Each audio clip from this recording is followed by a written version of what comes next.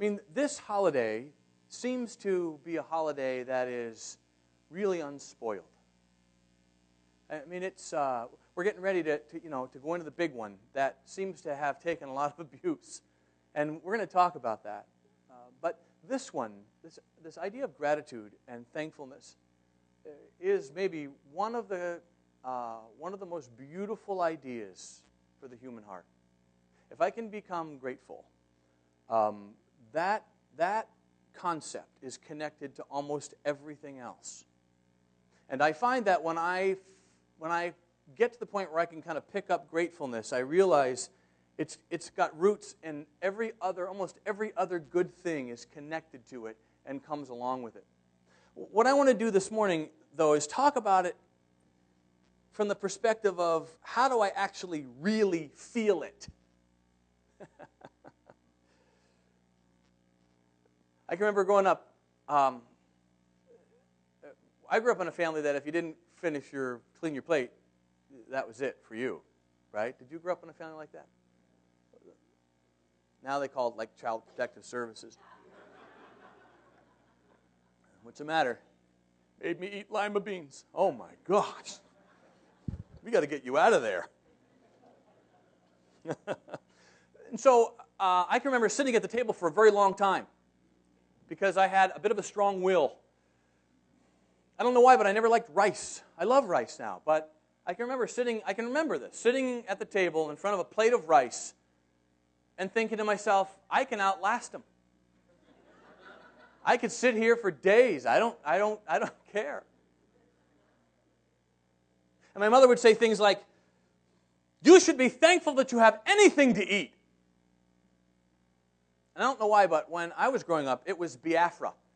Kids in Biafra. You too? Did you hear about Biafra? Yeah. Kids in Biafra would love that rice. I once made the mistake of suggesting the U.S. Post Office. That was... My mother called my father, and she said, Joseph has a smart mouth. And I was in big trouble. In other words, I was told I should be thankful, but I couldn't figure out how to feel thankful. I just wasn't thankful. And I've had people telling me that for a long time. So the question I want to talk about this morning is, how do I actually begin to experience this emotion of gratefulness? Now, through this talk, I'm going to use grateful and thankful almost synonymously. And so, not to confuse you, I want to just set that up from the beginning. There's a lot of material in a lot of wisdom literature about gratefulness and thankfulness.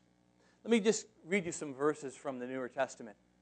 Paul writes this in 1 Thessalonians, give thanks in all circumstances, for this is God's will for you in Christ Jesus. All circumstances. So right away, Paul is teaching us something about gratefulness, about thankfulness, that it's not situation dependent. Right? Things are going well, you're thankful. I mean, anybody can be thankful on that day. Right? Yes, I'm very grateful. Things aren't going so well, then, the kind of the average Marinite isn't nearly so grateful. Now, the interesting word in this verse, God's will, that word will is a beautiful word. It's emotional desire, dream. God's dream for you. When God thinks of you, He dreams of you being thankful. It's an interesting thing. Human beings being thankful is a dream of God. Listen to this one. Always giving thanks to God the Father for everything in the name of our Lord Jesus. Always everything. That's remarkable. So thankfulness, again, is not situation dependent, and it becomes kind of a way of life. One of my favorite characters by A.A. Milne. You know A.A. Milne, right? Winnie the Pooh, yeah. One of my favorite characters is Eeyore. Eeyore. Has anyone seen my tail?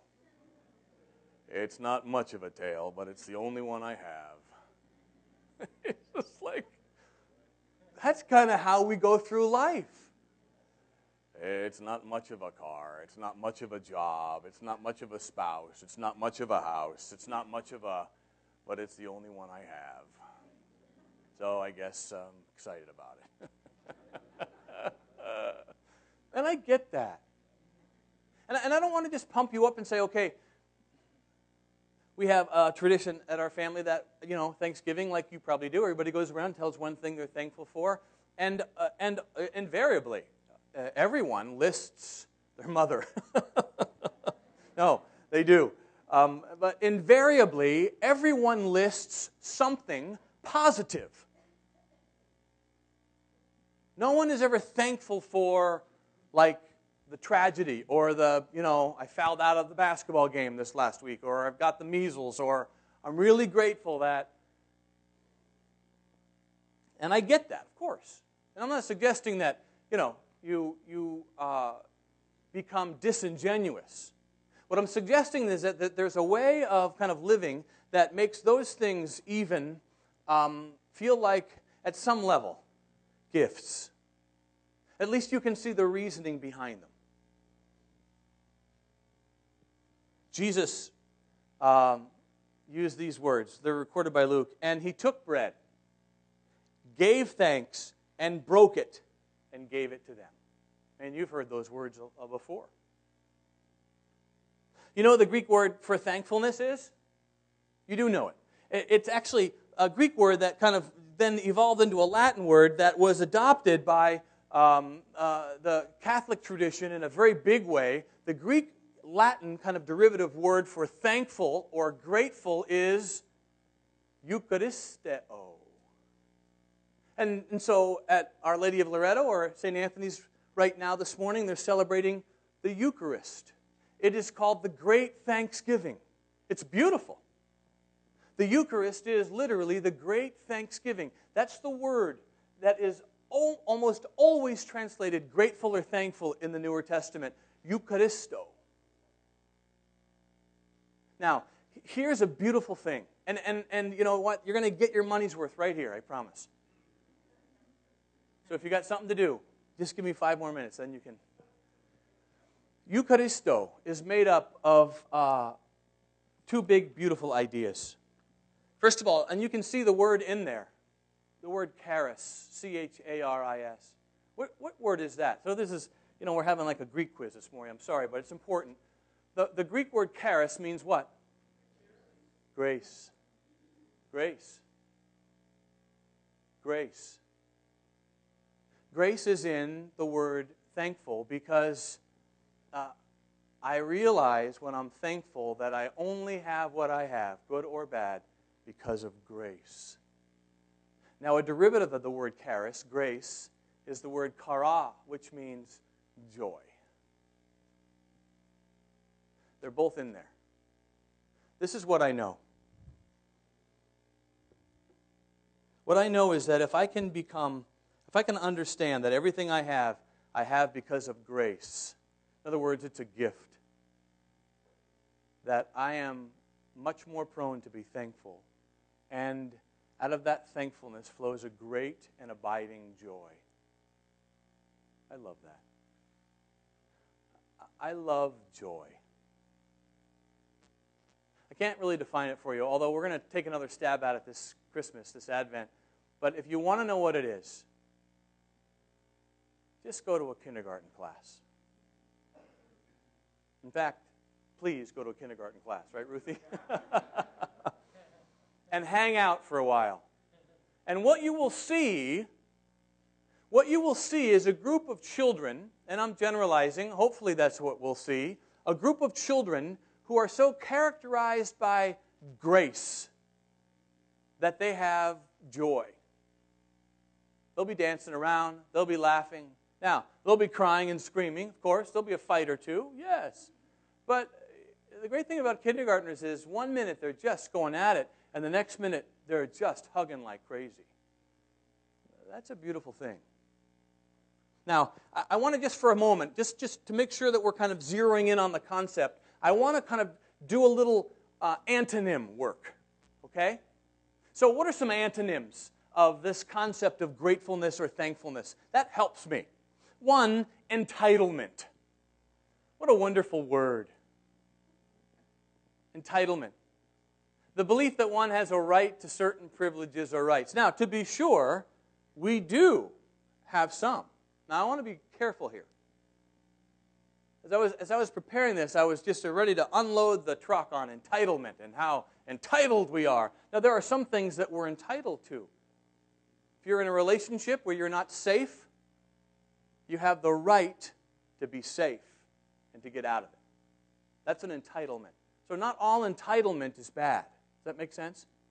The difficulty that we have with it, though, is that what we've done is we've taken some things from the privilege list and brought them over into the rights list. Does that make sense? So now I feel like I have the right to not be caught in traffic. I have the right to not have to wait in a long line at Safeway. Now, and I feel that because there is something that happens to me when I see it. And really, so I've been thinking carefully about it this week, and I thought, you know what? You feel like that's a right of yours, don't you? And I answered myself, no, of course I don't. I'm a pastor.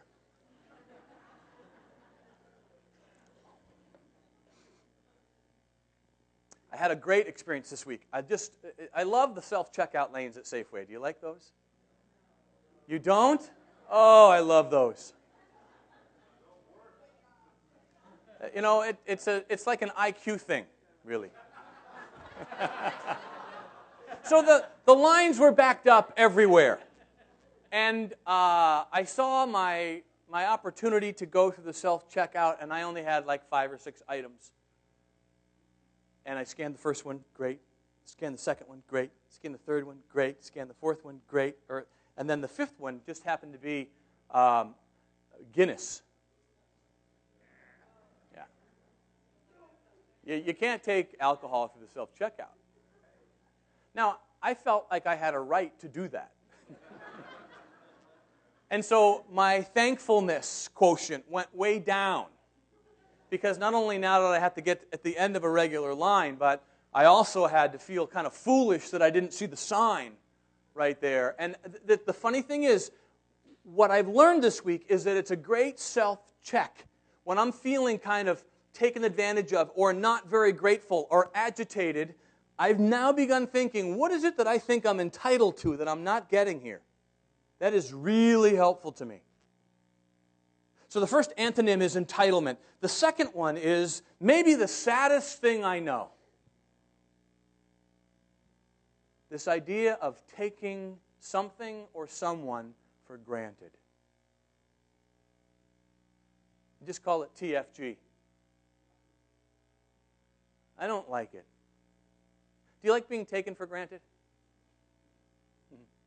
To fail to properly appreciate something or someone, largely as a result of familiarity. We get used to things, right? We get used to the fact that if we turn our key, the car will start. And so then we think it's a right. Well, maybe it is, maybe it isn't. I don't want to debate that. I used to get really upset with Lynn when, and I would kind of set her up. Because I would say, you know, I don't think some days you really notice me anymore. I mean, I think I could kind of substitute another person in here, and then you would, you know. So I would get a haircut, and I wouldn't tell her. And so I would kind of come in and walk around, and you know, and actually hope that she didn't notice. That's what kind of a horrible person I am. And then, you know, maybe the next day she'd go, oh, you got your hair cut. And I'd go, yeah, yesterday. It's like that. I got it cut yesterday. Oh, it's so wicked. Because I wanted her to feel bad that she didn't notice me to make a point. How silly. It's a wonder that this woman is still married to me, really. so grateful for her. Taken for granted. We take a lot of things for granted. Now, my hope is not that you leave here feeling guilty. That's not the idea at all. My hope is that you leave here feeling grateful. The things that we take for granted, like, I mean, even the car or the house or whatever it is. You know, the funny thing is, I was just running some things kind of through this grid this week, and I was cleaning out a drawer in my desk, and I found my BlackBerry. Remember those? And then I thought about my first cell phone when I was in seminary and working in a sales job to put us through seminary. I had a phone like in this big kind of case that you brought in and out of the car. And it was huge. And it would call a radio tower, then the radio tower would somehow call, and it was like, yeah, there's some of us here that have been around before cell phones, you guys. I really take that for granted. In fact, I feel entitled when I don't have a good signal. Anybody ever feel a little ungrateful when you didn't have any bars? Okay, now that's a great illustration, right? How entitled are we to go, you know what? Now, you know, at some level, there's a point to be made that if you pay your bill, then you're entitled to service. I get that. But on another level, thinking that we really can't operate if we don't have 3 bars and being ticked off because we don't is maybe at least a little tip of the iceberg of the problem. So what I want to do is talk about what is required to have this gratitude. That's not forced on us, but that begins to kind of well up in us, to feel it. Well, what I've thought through this week is several things. Number one, humility is the soil for gratitude. Humility.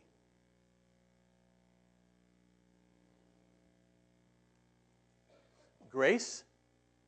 It's not grace. I work hard for everything I have.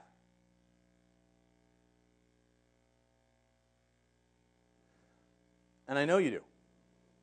But then you got to go, okay, so where did you get the job that you have? Well, I worked hard to get the degree I needed to get the job. And then I worked hard at kind of creating the perfect resume. And I honed these skills and those skills. And if you've ever heard someone say, I am a self-made woman or man, then you understand that there is this idea that we are not aware of the grace that we're growing in.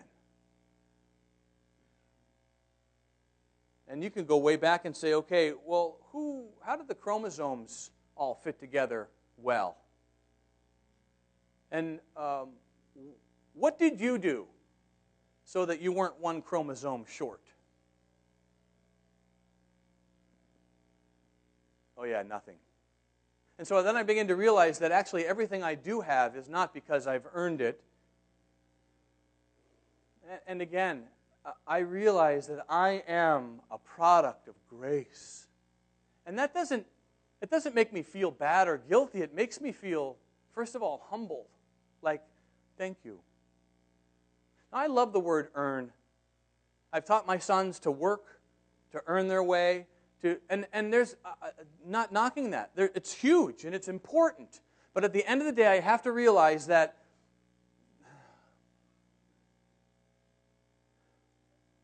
there's a reason I woke up this morning and didn't expire in the middle of the night, and very little of it has to do with me. I wake up in the morning now, and the last thing I say to Lynn is, see you in the morning. And we both fall asleep, and when I wake up, I'm so happy. It's like 4:30, yes. And it's like the day is laid out. I love life. I love to wake up next to this woman and to make her coffee. Wow, what a gift. because I don't deserve to have this woman. I don't deserve to have this house. I don't deserve anything. Now, I don't not deserve it, but it's a gift. The very breath I breathe is a gift. And I'm grateful. But then I get in the line at Safeway. It's like that little card. Today has been a great day. I haven't sworn anybody. I haven't, given anybody any unkind gestures. I haven't told any lies. I haven't had any impure thoughts. I've been grateful and have kind of, been in the moment. But it's, time to get up, and I just about have to start the day. That's kind of how it works. I don't deserve a child with no issues. But I thought I did. I thought I deserved perfectly behaved boys, 3 of them. So when I didn't have one from time to time, it got me a little put out. Those poor boys.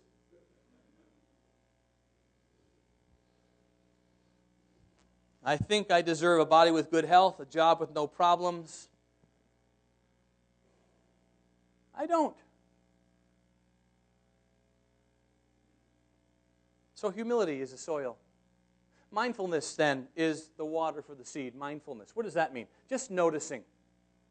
See, this is the opposite of taking for granted. Notice. Notice things. Simply notice.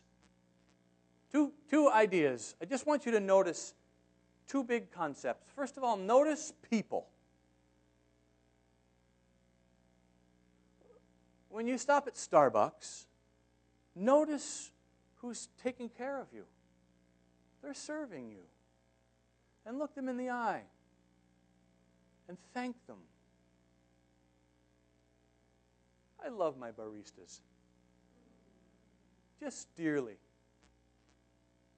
And one woman, won't name her name, but she had to put her dog to sleep on Monday. It was such a hard week for her.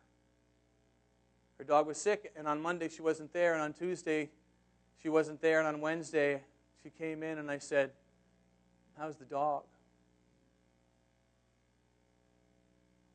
See, that's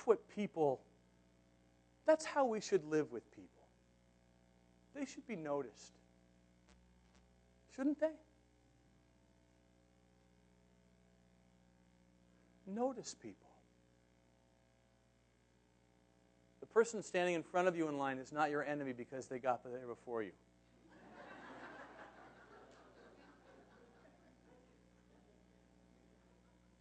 I know.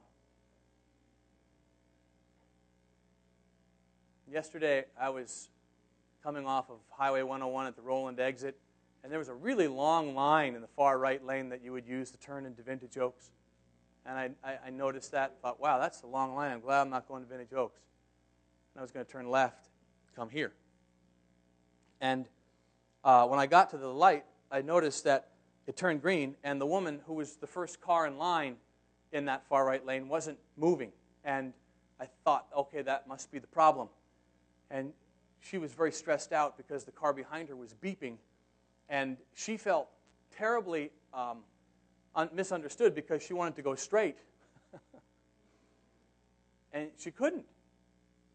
You have to turn right there. And she was very upset at everyone because she was in the wrong lane.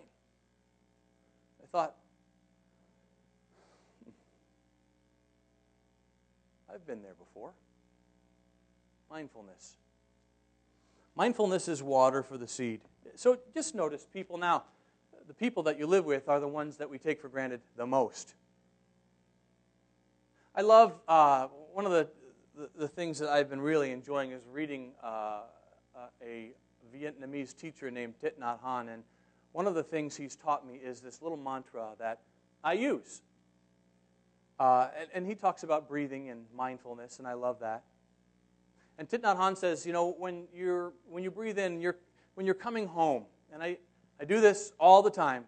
When you're coming home and you know your spouse or your child is there, then at the doorstep, breathing in, just say to yourself, "Dear one, I know that you are here."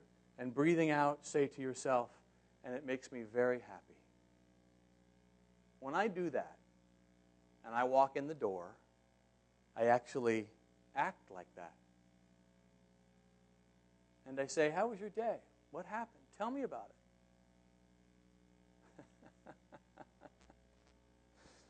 And I turn Sports Center down just a little. This is how we have to care for people and one another. And then also just notice the gifts that we have. All we have and all we will ever have, if we would just consider them as gifts, things would change in our heart. And I know you had something to do with what you have. I know you do. But I've come to the understanding that my very identity is a gift. I remember when I was playing basketball back in the day, I took great pride in a number of things. None of them, well, some of them I suppose you could say you trained for it, yes, but I didn't do any training to be 6'4".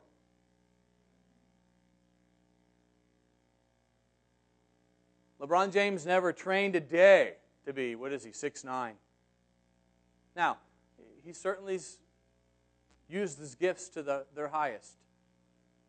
But what we're given is the most significant thing that we have. Mindfulness.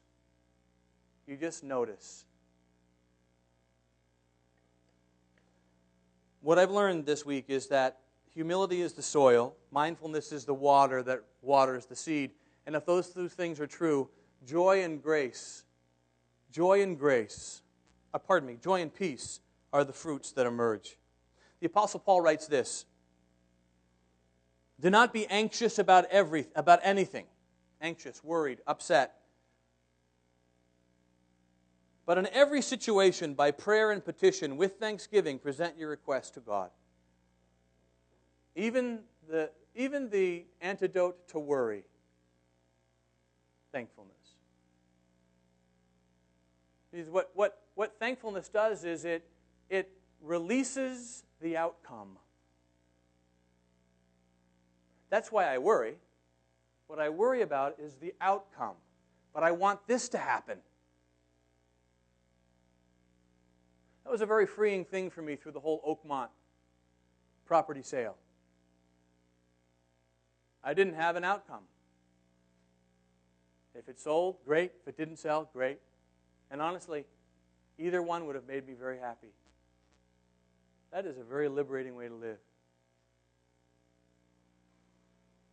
Releasing the outcome.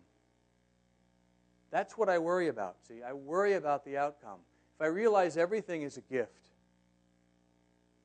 and I'm noticing, and understanding that there's a bigger plan, and I don't have all the details, something releases inside my heart.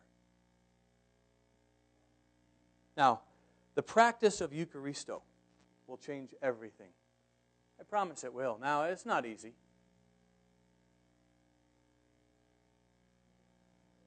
I'm going to ask you to take the 7-day gratitude challenge. Anybody up for it? 7-day gratitude challenge. When you notice, this is all you have to do. When you notice you're not feeling grateful, and that's almost any time you're angry, agitated, upset, impatient, fuming, just stop and ask yourself, what is it that I feel I'm entitled to that I'm not getting right now? And stop whining about it. Does anybody like whining? Even God hates whining. It's like, dude, come on, really?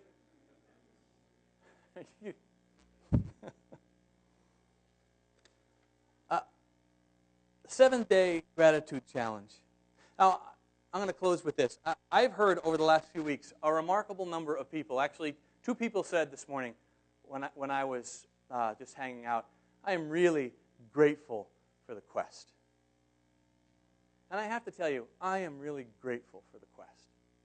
I love the Quest. Anybody grateful for the Quest? Yeah. I'm just so grateful for it. Because the Quest is not here because of some great strategy or brilliant plan. It's a gift. It's all of grace. Next week, November 30th, is the first Sunday of Advent. Advent is just a Latin word that means preparation. We're preparing our hearts for Christmas. and so we've prepared some things, and I want to encourage you to do something. If the Quest has been something you're thankful for, over this Christmas season, what I'd like you to do is invite someone.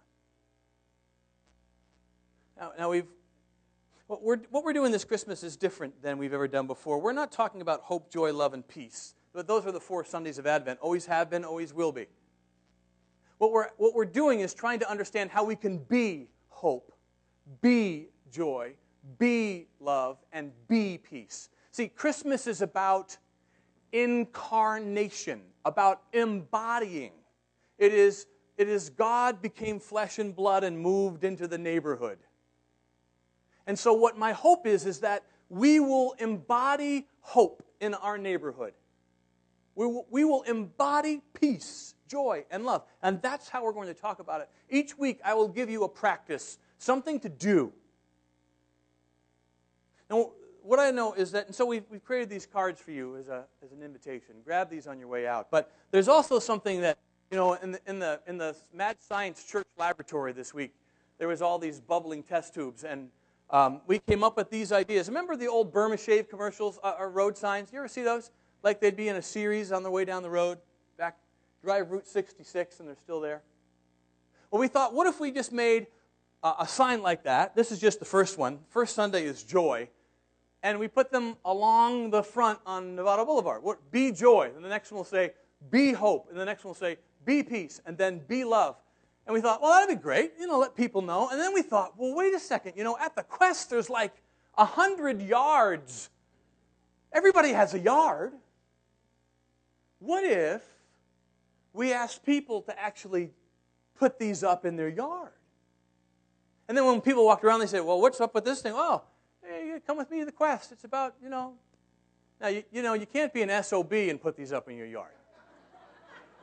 Because I'm out on that. So if your neighbors hate you, just don't get the signs.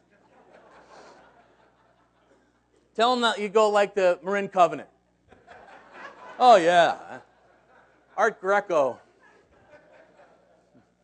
Obviously, I'm joking. So here's the deal. Now, we don't have the dough to print these up for everybody. So if that's something that you'd like to do, and I would love it if you would, so that every neighborhood that we have is represented, I would love it. It's going to cost $55 for the 4 signs. And each week, you'll get a new one. And if you'd like to do that, and so it'll kind of look like that. Now that's, after the Oakmont sale is final, that'll be the new house for the parsonage. Just thought we'd... I'm just a riot today, right? Oh, my. We got a nice little spot in Tiburon to build it on. So it's just a way for you to kind of let people in your neighborhood know, I'm really grateful for the Quest, and this is what we're doing, and I would love to have you come because it's good. So if you'd like to do that, you just need to write a check, $55, and give it to Susie or David, or drop it in the box in the back. And if you want to do that, great. If you don't, it's okay. But if we don't get anyone to do it, then we'll realize it wasn't a good idea. That's okay. No one's feelings will be hurt. But if it seems like, wow, that'd be kind of fun, then we need some dough from you, because we're not going to have them printed, because we just don't have that kind of dough laying around. The whole idea this week is to listen to yourself and pay attention, so that when you are out of this sense of gratefulness, you just take a reading and go, okay, I must feel entitled to what I'm not getting right now. What is that? My hope is that that's how we'll live. My hope is that this Thanksgiving week will be a beautiful week for you. And that in the deepest, most lovely bottom parts of your heart, a sense of gratefulness and thanksgiving will begin to form so that you can care for the people who are in your life and they can care for you in new ways. Well, Father, help us with this. We come to you, God, because you are love, and we want to be filled more and more with love. So I pray that you would help us to kind of look with humility at where we are and how we got here, and that we would notice and become mindful of the people and things in our lives. Help us, God, to pay attention, to begin and to end the day with just this inventory. I'm so grateful for the quest and for the way you love us and the way that this gets unpacked. And I pray, Father, your blessing on this week as we celebrate thankfulness. We pray these things in Jesus' name. Amen. Have a great day, you guys. Enjoy the holiday.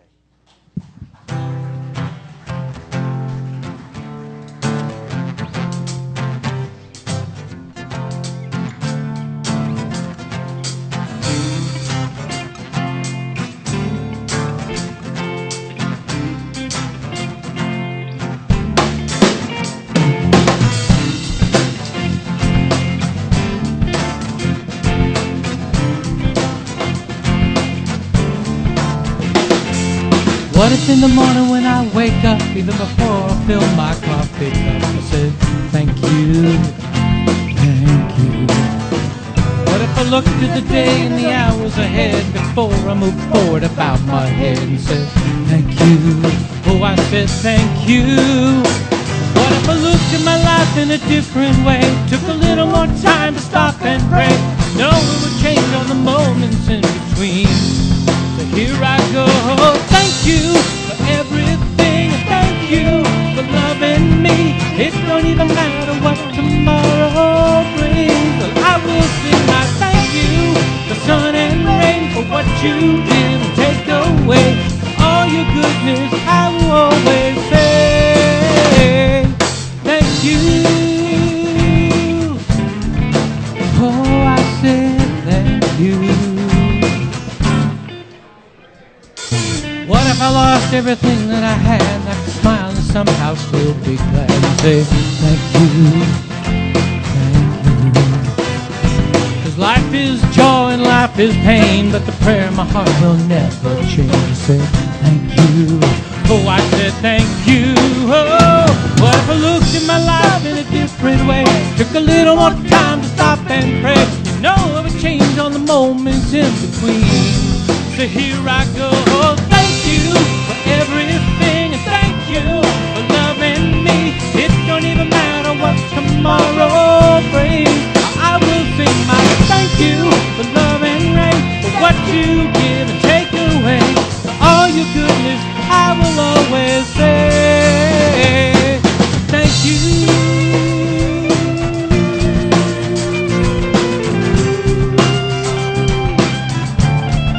I will sing my thank you for everything, and thank you